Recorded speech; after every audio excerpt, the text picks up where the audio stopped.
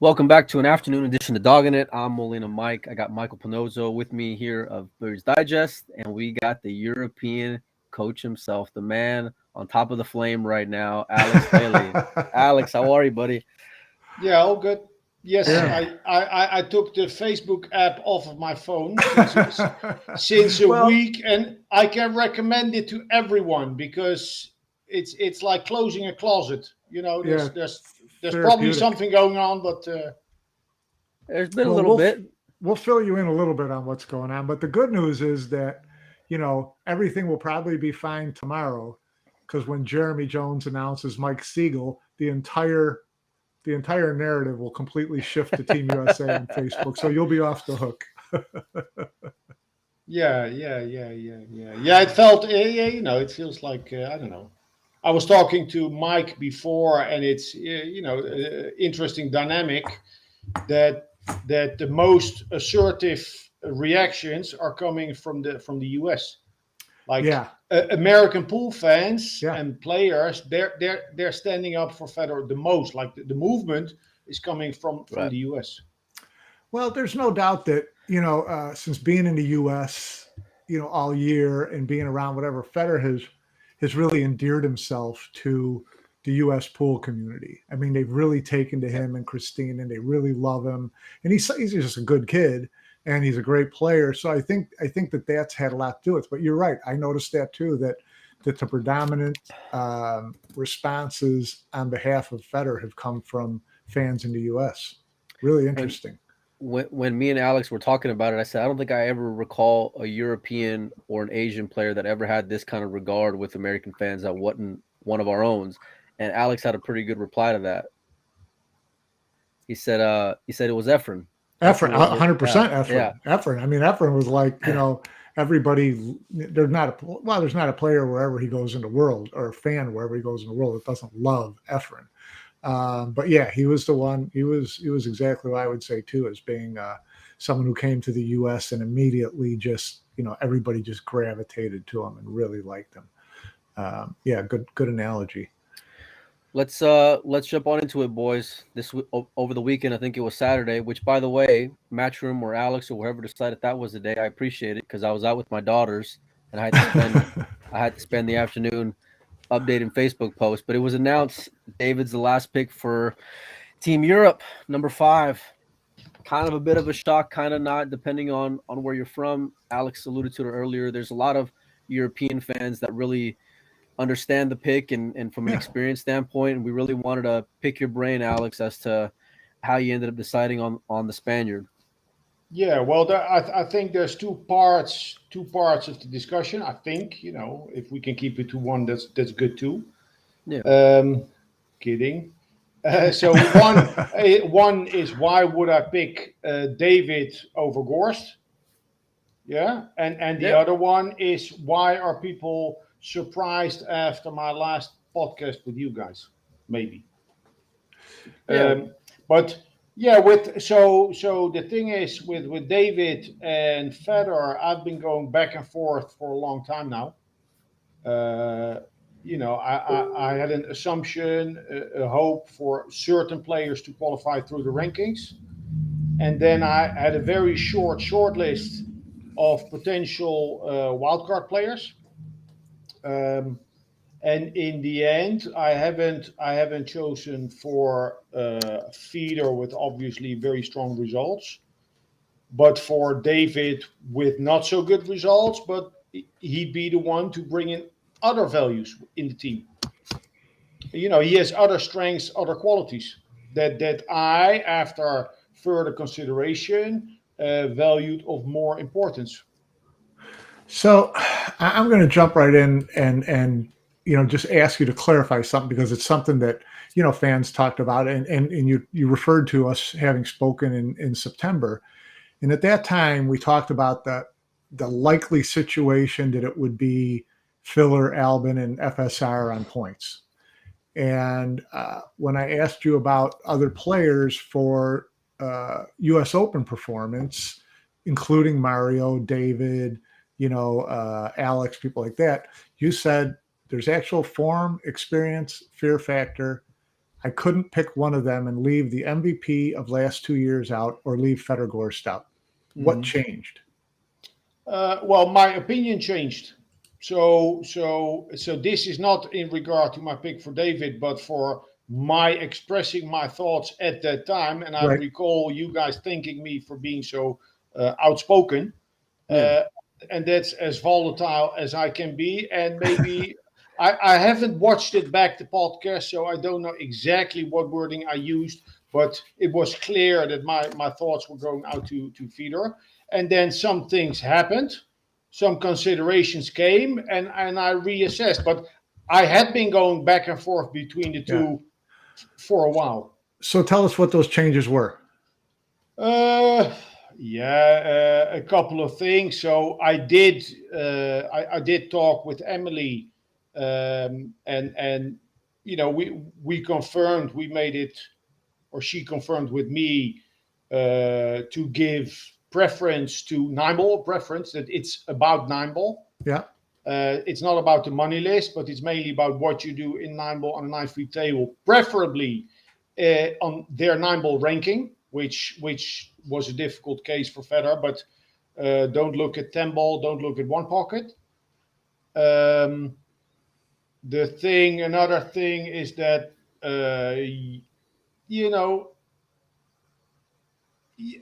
so Johan contacted me asking when I would know the pick, because he needed to do some work with Federer on his backswing. That's what he said.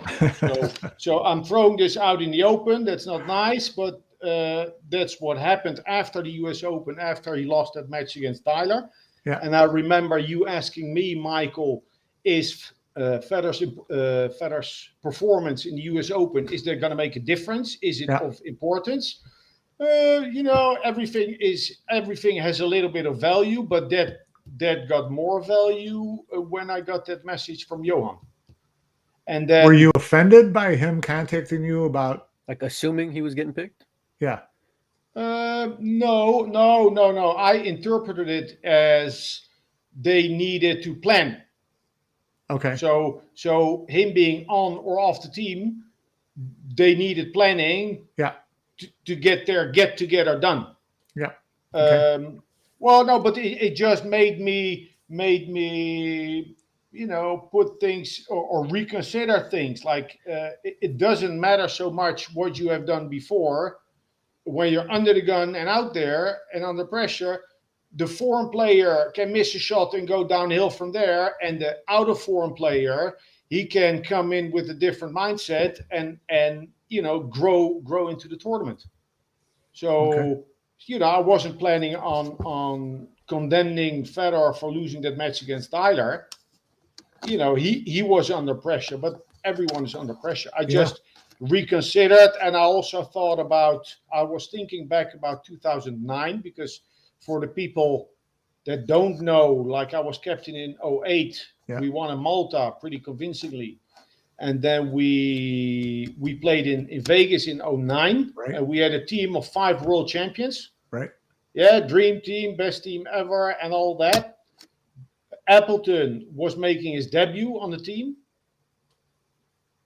And he got quiet. Everyone got quiet. I didn't have any vocal guys, any bullies, any physical guys with presence in the team. Yeah. And people got quiet. So what is easy to overlook, that a lot happens in that team dynamic.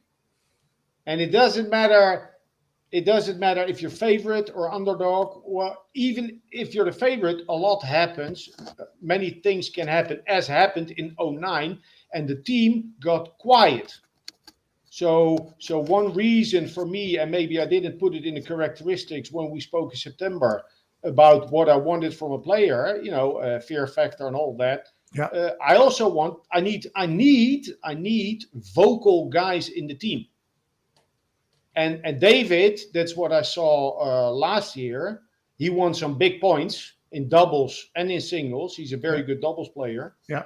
And I also saw that day 1, day 2, he had some difficulty finding his role within the team. And when things got tough on day 3, that's when when everything fell into place.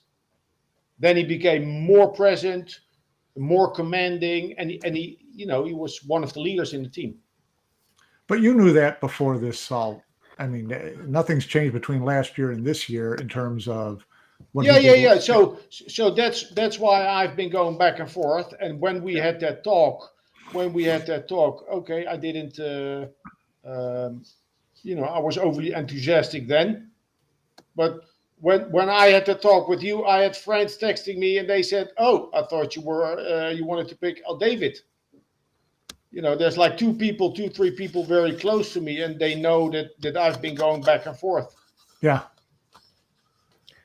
How tough of a decision is it whenever you're making it, and then also if you went and let them know, like if did that conversation happen at all in regards to Federer? No. So that's well, I was so how it happened, and I'll just be frank. I was doing commentary for the 3-cushion World Cup played in the Netherlands. Right. And I didn't feel like I could contact him before my program, like 2 hours before the announcement, and trusting that his crew wouldn't throw it out there online. So that's the reason why in that moment I didn't. And then after my program, I got in the car. Phone calls were going back and forth with other people. I didn't get to that. And then actually Federer sent me a text and he said he was disappointed in the way that I communicated it to him. But that's how I know Federer. I thanked him for being so upfront and direct. And that's what makes him the man that he is. Yeah. And yes, he's a hell of a player and he's a hell of a person. Another comparison to Efren or an analogy. So yeah, it's always difficult to let a player out of the team, and sometimes a player really feels like he has a strong right to get on the team. Like you had your home man in the past. Yeah, he got cut out a couple of times. David O'Kady, he got cut out a couple of times. Few years, yeah. Kazakis. It happened to many players. Yeah, well, it's going to happen to more players in Europe, because they all play so strong and have such strong results during a year that their resume always looks so good. So from that standpoint, do you think there's more pressure on you as team? You're as the favorite captain to pick the 2 wildcard picks than there is on, say, Jeremy and Team USA? Well, let's see. We're going to hear his pick. Let's see how he'll get slaughtered. No, okay, this is different. It's a very specific situation, and Federer hasn't been at the right place in the right time, or in the right place at the right time. Right. But he has been in the US of A the past 12 months and winning a lot. But at the same time, everyone loves him. Everyone respects him. So now you have Gorstgate. And people are into conspiracy theories and are into very strong anti-societal narratives and all that. I basically saw this whole movement a little bit in that perspective. Yeah. If Francisco doesn't make that team, is David on here right now? If Francisco wouldn't make the team on points, would David have been in the conversation? Well, that would be one argument less because he's very close, tightly knit with Francisco. They're like brothers, but it doesn't take anything away from David's position in the team, like his leadership and his ability to play doubles. It's just like a bonus. It's just like a bonus at this point. Well, it's things adding up, and if a decision is very close between two things, you can feel like, okay, I'm there, yeah, that's it, and then little things happen, and then it tilts. So I don't know what I would have decided without Francisco on the team. Let me ask you this, and you can answer it or you don't have to, but if Emily doesn't have the conversation with you about favoring 9-ball rankings, favoring the matchroom rankings, favoring players who play 9-ball, is Federer on the team? Well, that would, just like you asked me about Francisco and Francisco out and David in or not. That's the same thing with Emily not making her case. Yeah. Then it could have tilted towards Federer. But at this point, the conclusion is that he's not on the team, and it will be regretted by many fans, mostly American fans. But the good thing is that he's young and he'll have many Mosconi Cups in front of him. Yeah, you hope so. The one thing that I need to also ask is, was the final decision still yours? Could you have picked Federer if you wanted to? It's together with Matchroom, and it was made clear that 9-ball, 9 feet tables was the leading criterion. Okay. Yeah, It's fair. Fair enough. That's fair. So let's move on to David and pairing. Obviously everybody talks about how tight he is with Francisco, and how good they are in doubles, but they can only play doubles once. So his main value has to be, with his arm over Francisco's shoulders before certain matches, is that where he's going to be your most help with Francisco? Yeah, but also they together, they can make things happen. They'll just have an easier time landing in the team. He'll have an easier time, Francisco, but also David, because for David it took 2 rough days. We needed a crisis for him to sort of find his position in the team. Last year, you mean? Yeah. Yeah. So that's going to work better now. Yeah. Yeah. I'm looking at other players who were ranked higher when it comes to money this year. Niels comes to mind. I know you guys have a real close relationship. Oliver, Victor, Kachi. Of course, Oliver and Victor have no experience. Kachi and Kazakis, Mario, who's had consistency. How do you justify a pick like David, Alex, Max, who finished second? Yeah. Over Yeah, guys who have had more consistency throughout 22. Yeah, so it's what I was looking for. I'm not only looking for performance. There's a couple of those guys that they played well: Kazakis, Lechner, Mario, but they would be rookies. Yeah, and it's not only about performance. It's also about your ability to help people, to be helped, about the team dynamics. So I didn't look just at performance. I looked at experience and my experience with the specific player. So what I saw in David last year, and also, for example, in his Whirlpool Masters victories, it's that's a special kind of player that can do what he does. Without a doubt. It's there's a lot of heat out there. It's like super intense.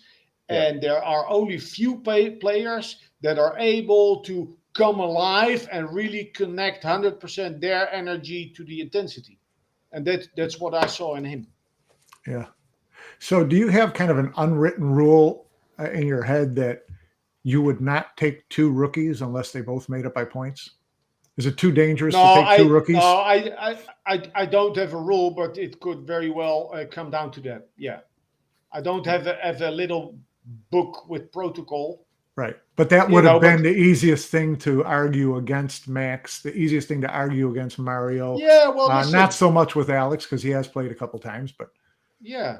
Well, the thing is, you have Filler and you have Ocean and you have Sanchez, and those guys win tournaments. So if you're not winning tournaments, you have to have something very special to book a place on the team through a wildcard. Like that makes 100% sense. Yeah, just that little extra push. Yeah. Well, I mean, that would be, you take someone like Josh. I don't think you would have ever had any problem picking Josh his rookie year, no matter who else was on the team, right? Josh is special. Yeah. Yeah. I mean, you're talking about that first timer having that something special, intangible. But Josh, like Jason, like David, they all three have that thing where they can become instinctive out there. Yeah. You know, it's not a control of emotions what they show. It's letting it all out. Yeah. I anticipate a lot of American fans really giving it to David every time he picks up a cue in Las Vegas. And I mean every single time. I was looking back at a match last night between David and Jeremy. There was some nerves there, Alex.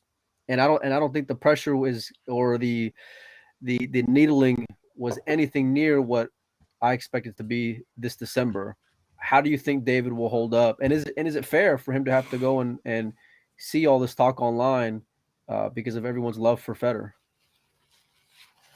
Is it fair to him? Well, it's law of the jungle. Live by the sword, die by the sword. You know, and if he'll go out there 100%, and you know, we'll see how it goes. And it's nice that you make this call here, a call to action for the American fans.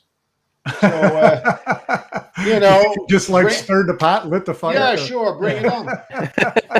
I'm just look. It's gonna have people have. Listen, people really love this kid here. It's if really interesting. Fans need Gorstgate to shark a specific player, use Gorstgate. Well, I mean, you know, European players have already said, you know, please put Earl on the team because we'll get under his skin before the play starts. So, you know, it's a back and forth thing, and it's what makes Mosconi Cup. You don't have this at a regular tournament. Yeah, it's just an independent journalist calling it out loud. This a bit. Well, yeah. let me ask you a question. Like, take off the captain's hat for a minute. If somehow Earl gets picked and he's got 0 9-ball points, is it fair that Federer gets left off? Come again, sorry. So let's say Jeremy announces Earl as the 5th pick for Team USA, and he's got no ranking points, none, 0 for this year. Yeah. Is it fair that he gets on, but the nudge to leave Federer off was there? And the same could be said for Billy Thorpe, really. Yeah. Yeah. Well, is it fair? I mean, Jeremy can pick who he wants. Right. You know. So we don't know whether he's had the same discussion with Emily that you had, but yeah, I don't know. It's the things are as they are, and I'm happy with David on the team. You know, he's a Mosconi Cup player. He was left out during his career. Sure. Like more than once. Plenty of times.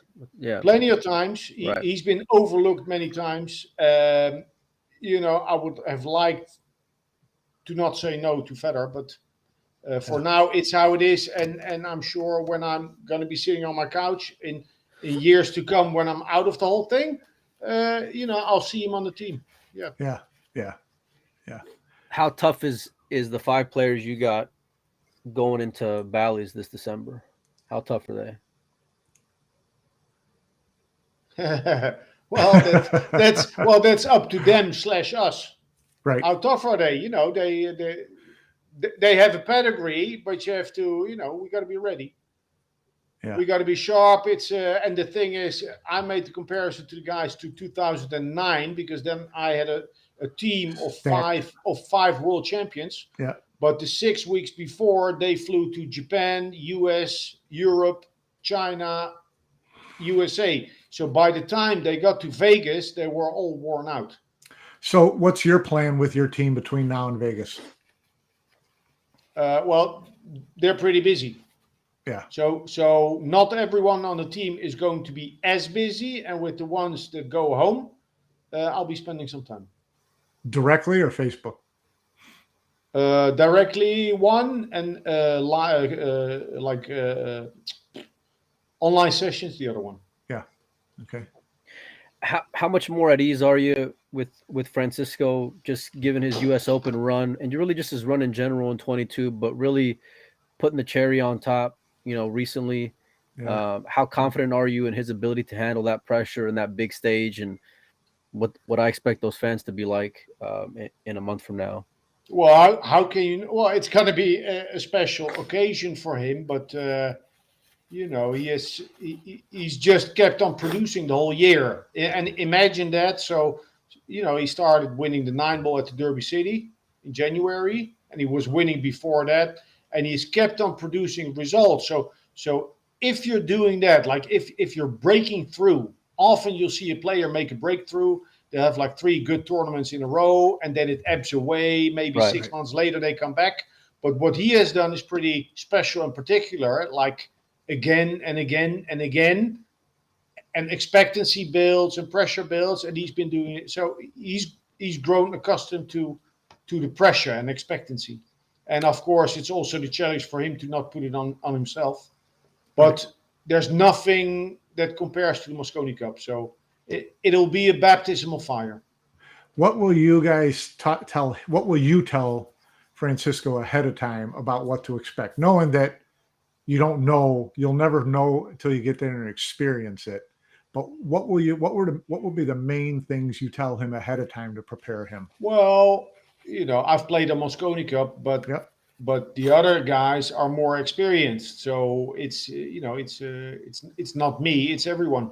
So it's just like creating enough sessions, moments where they talk and listen. It's not a protocol. You don't give Yeah. someone a protocol. Yeah. Okay. No, I get it. It's been an interesting few days with American fans, going nuts online, and it's something that I haven't really seen before. Usually it's just a bunch of shit talking between Americans and Europeans, and this is it's very it's very unique to say the least. But it gets me that much more excited to see, what that competition is going to be like this December. You got Yeah. five killers, Yeah, but well, listen, everyone loves Federer in the States, or many people do. And I'm not, it's genuine, and the feeling for him and his performance is genuine. But at the same time, I feel it's a nice, it has been a good way for the fans to, as a catalyst, Yeah. Yeah. as a For sure. catalyst for all the competitive vibe that's boiling, that's coming to a boil now. Yeah, and that's what makes this special. And as far as David goes, I don't think anyone in the U.S. wishes, says anything bad about David. I mean, I think No. David's one of the most, liked players, in pool period, for U.S. fans and for European fans. Nobody Yeah. doesn't like David. He's just such a good guy. So I don't think any of this is anti-David as No. much as it's pro-Federer, which to me makes it a little less, vitriolic. There's a little less, meanness in it. Yeah. Because you can't not root for David. He's a great player and just top notch guy. We had Emily on, I think it was during sometime in the last like 2 months, and we brought up Federer. I think it was on whenever we had her on with Jeremy, Mike, and the conversation of Federer came up, and she said it then that she wasn't too inclined on, seeing him be a part of the contention for the Mosconi Cup, and she mentioned that, if he's got to run in the U.S. Open, if he makes to the final 16, then okay, we can talk. At what point, or was there ever any thought that if Federer gets to this place, then I'm good with it? In other words, if you were to make 16, if you were to make 8, if you were to make 32, If he makes the final 8 in the U.S. Open or the final 4 in the U.S. Open, are we having this discussion? Well, I know it's a no, hypothetical, but it's yeah, it's hypothetical. So my talks with Emily have been about the status quo. yeah. And like I said, the performance and the difference between the money list and 9 ball accomplishments was one of the reasons for me to reconsider. Okay. that's fair. That's fair.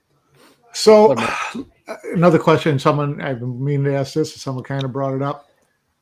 You have any plans for how long you would like to be captain of Team Europe if you are invited to be from a year-to-year basis? No, No. No, Could be no, five, you know, could be it's 5 more years. It could be 1 more year. It could be whatever. no, it shouldn't be 5, but it's it's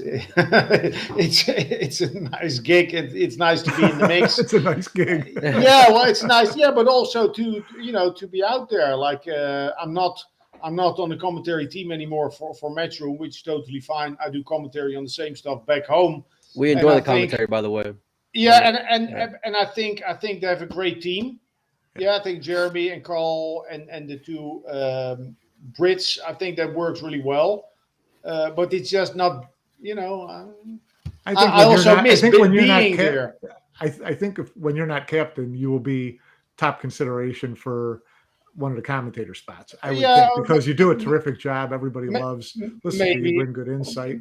Maybe, but it's just my point was, the big tournaments, just to be there and to be part of the whole production, doesn't matter in which role. It's just it's special. Like one of my top memories is when I was in 2018 in Ali Pali. I was on the floor. I was a commentator. I was standing next to the MC, and everyone was chanting, and my ears weren't put on yet. So I didn't have audio, and he was standing next to me, talking to me, and I couldn't hear what he was saying. That's one of my top memories. Yeah. As player, coach, whatever. Yeah. It's special. I remember you commentating that match with Sky and Albin, and you said he was about 80% on that jump shot that he took.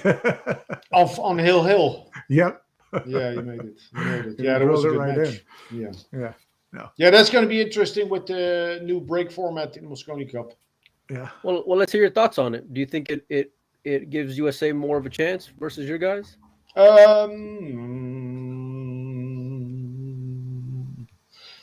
Well, I think for an underdog, and in any match, if the breaking format is a little harder, a little more moving, it gives underdogs a little more comfort, perhaps, because the likelihood of one mistake getting punished hard is not as big. Yeah. Okay. But at the other, opposite to that, I think that in general, the favorite has a better moving game. Yeah. Will beat the other guy to the shot a little more. It depends. But the interesting thing for me is that break now at the US Open, the players that got far in the tournament were very apt with controlling the cue ball. Yeah. As difficult as that break is, they were just sort of playing to draw off of the rail into the 9. Right. Like crazy consistent, some players. And that's going to be harder out there. Especially early on, right? Because it's all going to be new. It's sliding, but still, right. It's like, I think it's a very sensitive break for pressure if you have adrenaline in your arm. And then it's alternate break, so you're not going to have any rhythm. So I think the breaks will not be as consistent as we've seen in the past couple of tournaments. I tell you, it takes a lot of it's tough to be in your spot because you're always going to piss someone off or disappoint someone, but you handle it with class and respect. And we appreciate you coming on. When Mike said he's down to be on the show on Monday, I was surprised, Alex, to be honest with you. Alex doesn't back away from anything. I always love that about Alex. Yeah, without a doubt. So we appreciate it, man. We'll let you go, and Feder's actually joining in the chat. Maybe we'll have him on pretty soon. So, Alex, we appreciate you having on, taking time with us. I know it's late over there. We'll see you out there this December. And, 1 month from now. Late over there. He's staying up all night to watch Federer against David tonight in the Bigfoot. Yeah, they're playing 10 ball. Yeah. Who do you like, by the way, Alex? What do you like, buddy? Huh? Well, it's 10 ball. We'll let you go on that, buddy.